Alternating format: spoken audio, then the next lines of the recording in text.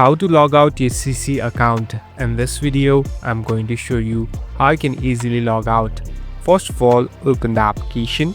Now, here on the left top, you can see this two-line icon. Simply tap on this two-line icon.